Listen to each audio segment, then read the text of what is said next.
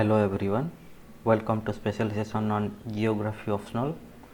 So in this session we'll analyze few terminologies associated with the meteorological part of geography that was otherwise known as climatology. So before referring to this session, I request you have to cover the NCERT 11th and 12th, the physical geography and human geography. In general, on specific basics, you have to refer also the Indian geography, India people and the physiography of India. So let's begin this session.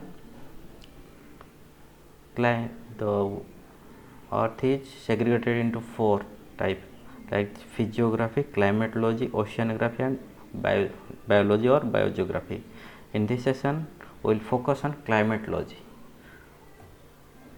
So what is the structure of the atmosphere? As you know, it was segregated into the various layers like troposphere, stratosphere, mesosphere and thermosphere. It should be noted down all the weather phenomena have been associated in troposphere only. In stratosphere, it protects ourselves from the UV rays that was very much harmful for the living things, and not only it also harm other things like metals, everything. And in case of ionosphere, there will be charged particles which help us for mobile communication and satellite communication. So troposphere, it was the lowermost layer of the atmosphere. Average height is 13 km. In pole area it extend up to 8 km and in equator it extend up to 18 km. So on average it was 13 km. So then, as you know, thickness greatest at the equator. All changes in climate like rain, local winds, everything is taken in this layer only. So the normal lapse rate is 1 degree Celsius per 165 centimeter. So 165 meter. Then what do you mean by tropopause? Tropopause is the layer with the boundary zone between troposphere and stratosphere. It separates troposphere from stratosphere. It was nearly stable temperature.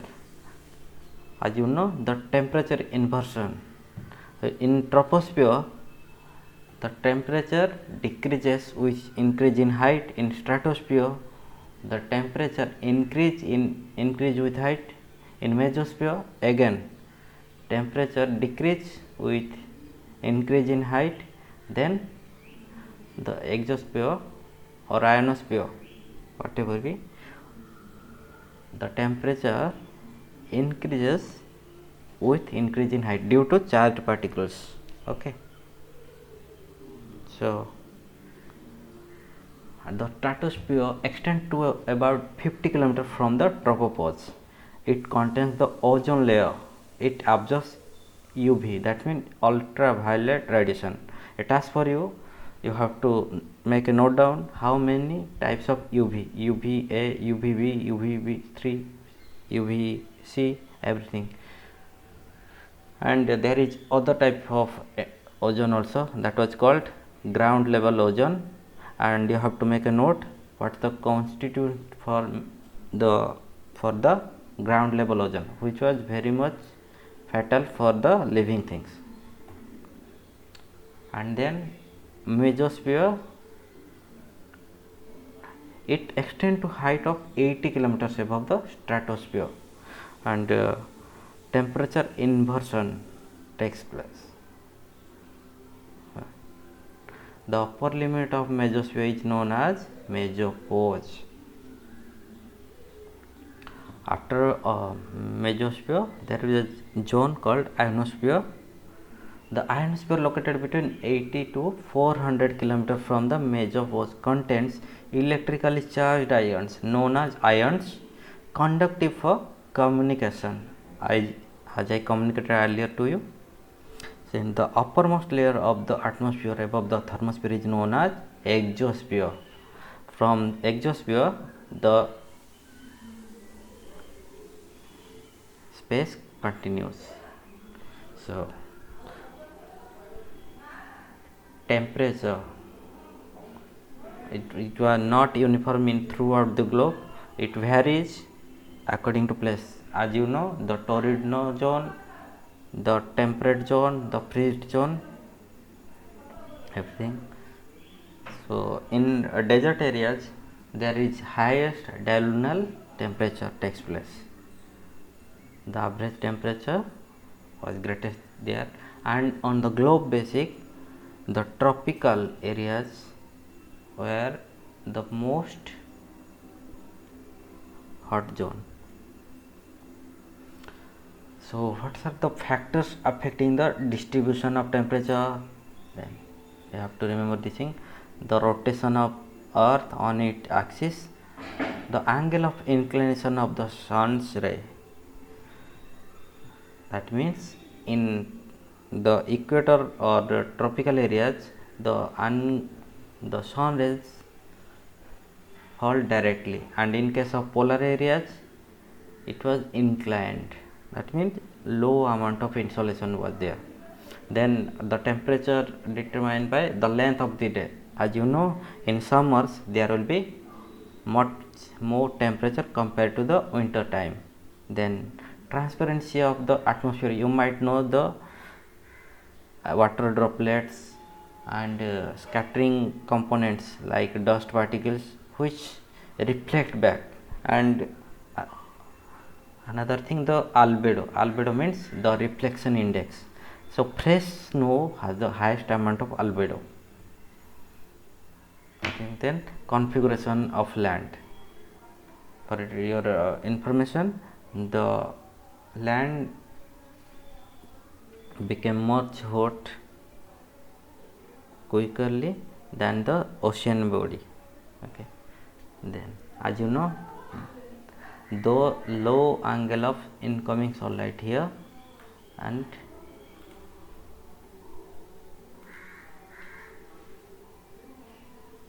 then in the equator area the sunlight strike mostly directly, and in the polar areas low angle of incoming sunlight. And you have to remember the circles and the degrees. As you know, there are how many latitudes and how many longitudes. The number of latitudes is 181 including the equator. You never have to say that. There will be 180 latitudes. You have to include the equator also. Then you have to segregate what's the difference between longitude and latitude. And another question for you: in which area both the 0 degree longitude and 0 degree latitude crosses each other? Fine. Then the most important thing, the heat budget.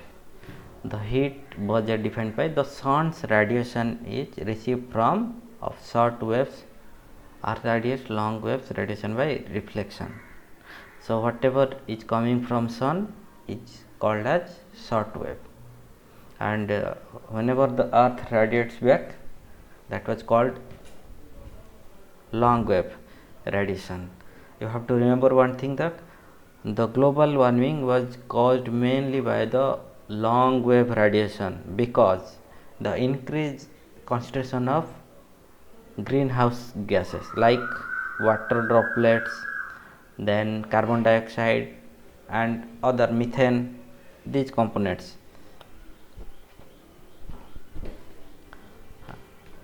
So there are three ways of transfer of heat energy, that was radiation, conduction, convection. So you have to make a note in which type of way the transfer of heat energy, conduction, whenever there will be charge, particles move or don't move, everything you have to make a note of that. So what's the basic difference between rotation and revolution, and what are the effects associated with that?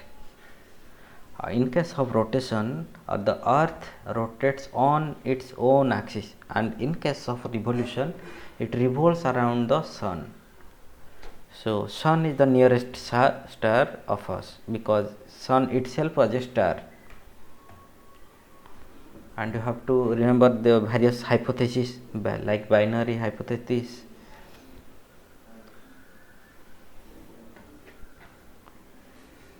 so spatial distribution of insolation at Earth's surface.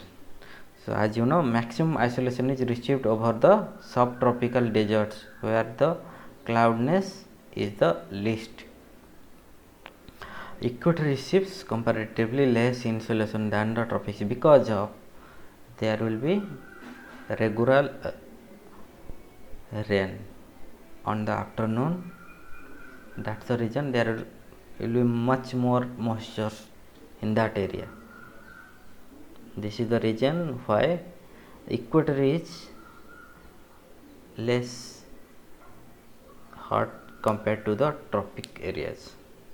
Then generally at the same latitude, the insolation is more over the continent than over the ocean. As you know, I already mentioned that the land surface heated so quickly compared to the water bodies. In winter, the middle and higher latitudes receive less radiation than summer. This is the season cycle, as you know. So what are the constitution and what are the factors associated with heating and cooling of atmosphere? The insolation received by Earth is in short waves and forms the heat of its surface. The Earth, after being heated by insolation, transmits the heat to the atmospheric layer near to the Earth in long wave form. As you know, whenever there will be increase in the concentration of GHGs, that means greenhouse gases, there will be increase in atmospheric heat. For this reason, the Kyoto and the Paris Climate Change Conference has been made to decrease or limit the greenhouse gas concentration over the atmosphere. Then the air in contact with the earth rises vertically on the heating in the form of currents and further transmit the heat of the atmosphere. The atmosphere in turn radiates and transmits heat to the space. As you know, the cloudy nights are more hot compared to the cloudless nights. On the opposition, cloudy days are much cooler than the normal days. What are the factors controlling temperature distribution and latitude of a place? That means in tropical areas there will be much more temperature. Then altitude of a place. Altitude means height. Have you ever know the name Mount Kilimanjaro? Though it was located in the tropical areas, due to its high altitude, there will be snow cover on its peak, and this is the reason the altitude determines the temperature of a place. And then have the distance from the sea. That means the sea bridges and land bridges. In daytime there will be sea bridges, and in night time there will be land bridges, making the local climate polluted free and neutralize the heat. Then presence of warm and cold currents. You have to remember, you have to make a list which are the warm currents is Kuroshio, Oyashio, then Benguela, Falkland current, Brazilian current, Peruvian current, and the most importantly the El Nino current, which determines or changes the precipitation pattern during the El Nino years. So you have to make a list of that. Then local aspects, that means vegetation cover, then wetlands, everything. These are the local factors. Another thing, the urban heat island. Urban heat island defines that whenever and city with high buildings without any trees located and surrounded by green cover, and the local area of the city have been heated so quickly due to its less green cover, and it was distinct compared to the surrounding areas. That was the reason for which we called that was urban heat island. Then what are the elements of weather and climate distribution? Then atmosphere pressure. What is atmosphere pressure? This is the weight of a column of air contained in a unit area from the mean sea level to the top of the atmosphere is called the atmospheric pressure. In the lower atmosphere, the pressure decreases rapidly with height. Fine. The difference in pressure is a precursor for movement of air. As you know, whenever there will be low pressure, then the high pressure will come to the ground level and the low pressure will go up whenever it becomes much heat. The best example is the land bridge and sea bridge. In daytime, whenever the land surface became very much hot, the sea bridges come from the sea and level the heat level, and we feel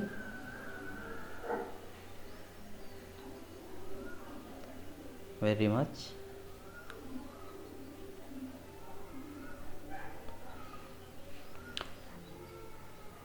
the difference in pressure is a precursor for movement of air.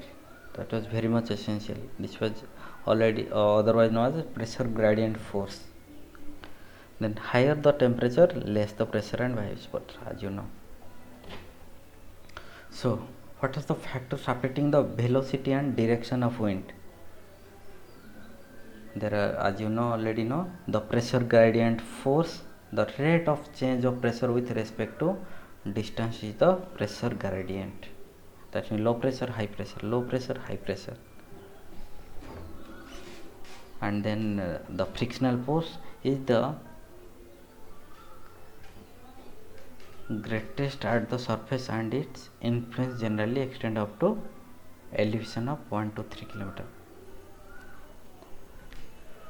Over the sea surface, the frictional is minimal because that was completely plain, and over the land there will be mountains and then plateaus and rough surface. This is the reason the frictional force is more at the land surface and very much minimal over the oceans. Then Coriolis force, the rotation of the earth about its axis affects the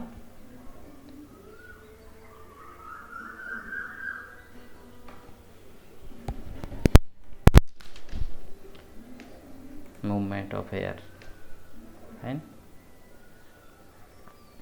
then pressure system on the earth. As you know, this is the equatorial low, which was otherwise known as doldrums.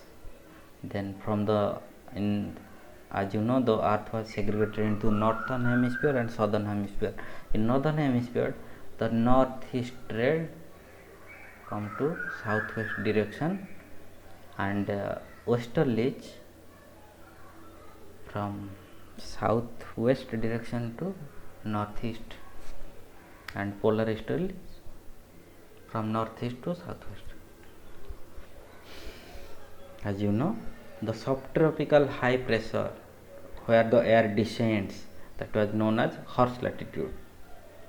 And as you know, in polar areas there will be high pressure.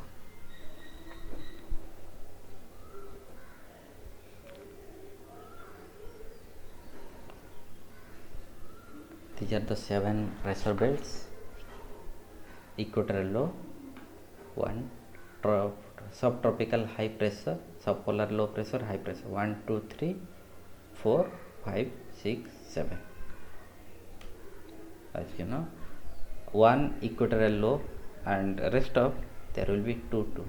That means the subtropical high is 2, the subpolar low 2 in number, and the polar high is 2 in number.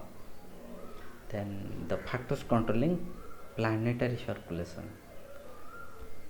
Planetary means on a global scale. The factor latitudinal variation of atmospheric heating, emergence of pressure belts, the migration of belts following apparent path of the sun, the distribution of continents and oceans, the rotation of the earth. Remember one thing, you have to revise these things. What are the factors? There will 3 type of wind, that was local winds, seasonal winds, and planetary winds or global winds, you can say. Then what are the atmospheric cells? Cells is not but the circulation of air. As you know, the Hadley cell, Ferrel cell, polar cell. As you know, whenever the air becomes heat, it goes upwards, and after cooling down it descends.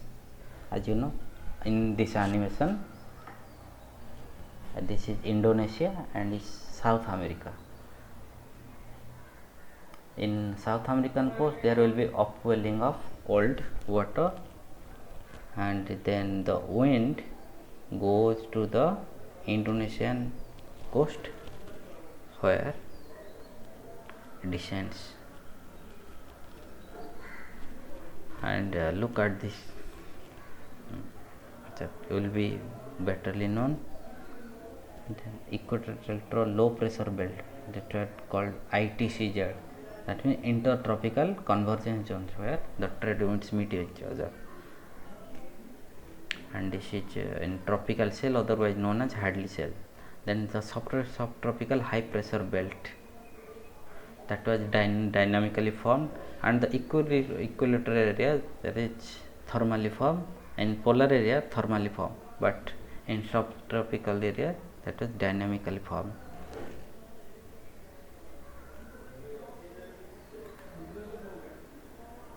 Then types of winds.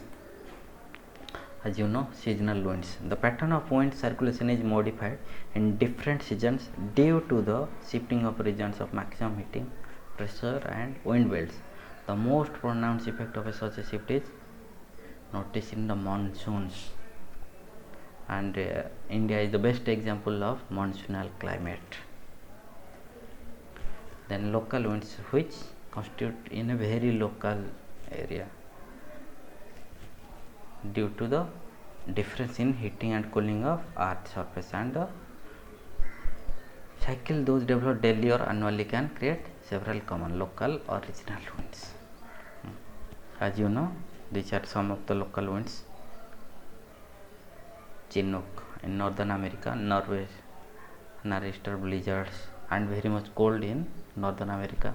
Norte, Pampero, Sirocco, Buran, Carberton, then Brickfielder in Australia, southerly, then Harmattan here, then near Saharan coast.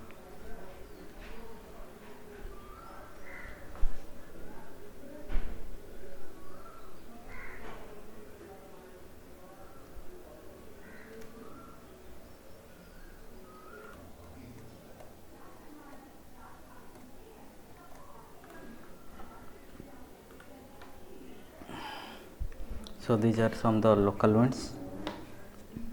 As you know, the land and sea breezes. During daytime there will be sea breezes. During the day the land heats faster and becomes warmer than the sea. Therefore, over the land the air rises, giving rise to a low pressure area, whereas the sea is relatively cool and the pressure over sea is relatively high. That's the reason the sea breeze come to compensate the low pressure that was formed in the land area. Thus, pressure gradient from sea to land is created and the wind blows from the sea to the land as the sea breeze. In the night, the reversal of condition takes place. That means the land loses heat faster and it's cooler than the sea. The pressure gradient is from the land to the sea and hence land breeze results. You might know some terminology like katabatic, adiabatic wind. These are associated in the hilly and terrain areas. The mountain and valley breezes. In mountainous regions during the day the slope get heated up and air moves up slope, and to fill the resulting gap the air from the valley, that means the low lying area, blows up the valley. This wind is known as valley breeze. And during the night the slope gets cooled and the dense air descend into the valley as the mountain wind. You should remember, in daytime there will be valley breeze and in night time there will be mountain wind. Fine. There is a pictorial. In daytime the warm air like, and in it descends cool air through this. In night time cooling mountains, this cool much rapidly compared to this area. So, and in night time this valley area remains hot and it cool down slowly. Whenever it radiates, the high pressure over here mountainous peaks descends and level the low pressure there. Fine. Then the air masses. What is do you mean by air masses? There basically there are two types: hot or warm and cold air mass, and it basically found near extratropical regions. When the air remains over a homogeneous area, this means the area should be homogeneous area for a sufficiently longer period of time and it occurs the characteristics of the area. The air with distinctive characteristics in terms of temperature and humidity is called an air mass. And you know there are many important air masses. That means maritime tropical, continental tropical, maritime polar, continental polar, continental Arctic. Okay. Then what are air masses? As you know, I already mentioned the cold air mass associated with instability and atmospheric turbulence. Whenever there will be instability in atmosphere, the barometer suddenly falls. Okay. And in case of warm air mass, it associated with stable water weather conditions. Then what are the fronts? When two different air masses meet, the boundary zone between them is called a front. From one side there will be cold front and from one side warm air mass. Cold air mass when submerged with warm air mass, the boundary zone called a front. The process of formation is the front is known as frontogenesis. It goes through 3 stages. You have to make a note down of that. Then types of fronts. It was, as you know, cold front, warm front, stationary front, occluded front. Okay. The cold front, as you know, it was much stiffer compared to the warm front. It formed when a cold air mass replaces a warm air mass, and a transition zone between the two is a cold front.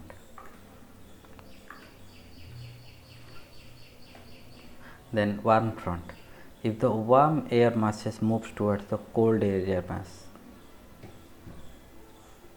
like in this process, warm air goes up, then upward, and it finally it converted into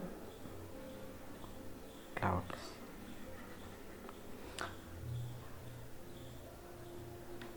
That means if the warm air masses move towards the cold air mass, the contact zone is a warm front, as already described this thing.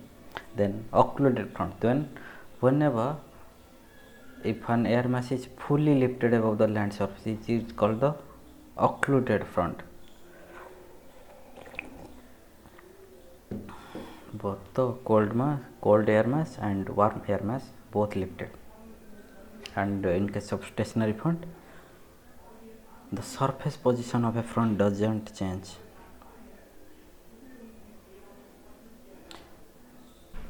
Warm or cold front stops moving.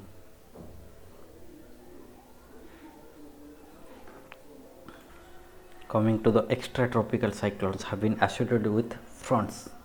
Have a good picture. This is the cold air and this is the warm air. The cold air covers the warm area. This is warm air. It was anticlockwise in nature.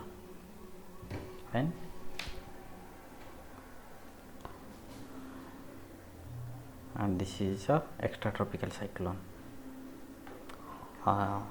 It occurs both in land area and in the water bodies. This is a distinction between the tropical cyclone and extratropical cyclone. In case of tropical cyclones, the cyclone takes place only on the water bodies. That means basically oceans and seas. Then the characteristic of extratropical cyclones. It develops in mid and high altitude beyond the tropics. That means this occurs in high latitudes, usually from along the polar front.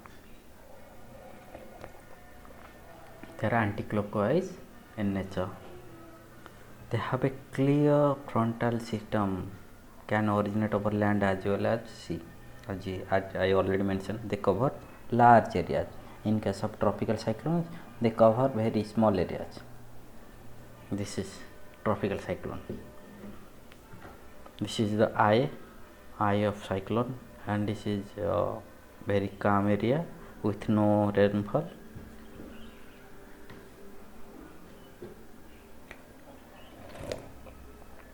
There will be clouds associated with it, and the most destructive is the high wall area. Extremely high speed of wind there. Then tropical cyclone originate and intensify over warm tropical oceans only. Then conditions favorable for formation and intensification of tropical storms. Large area surface with temperature higher than 27 degrees Celsius. Remember the temperature. And the presence of the Coriolis force. In equatorial area, there will be no cyclones due to the absence of Coriolis force. And there should be small variation in the vertical wind speed, and a pre-existing weak low pressure area or low level cyclonic circulation should be there, and upper divergence above the sea level system. Then what are the thunderstorms? These are the local storms occur over small area but are very much violent.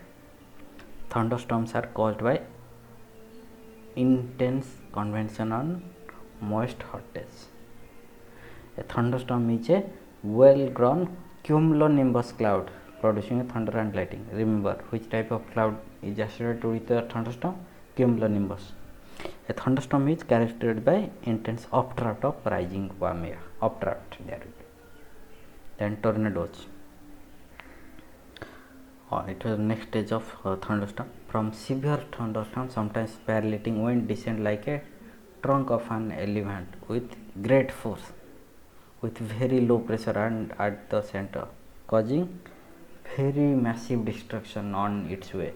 Evenly, it can destroy the houses, it can lift up the cars, and many other things. Such a phenomenon is called as tornado, and in case of it originate over the water areas, it called as water spouts. Then tornadoes generally occur in middle latitudes. Remember, it occurs on middle latitude. This is the image of tornado. Fine, they are very much violent in nature. So thank you, friends. I hope you learned something from this slide. Thank you.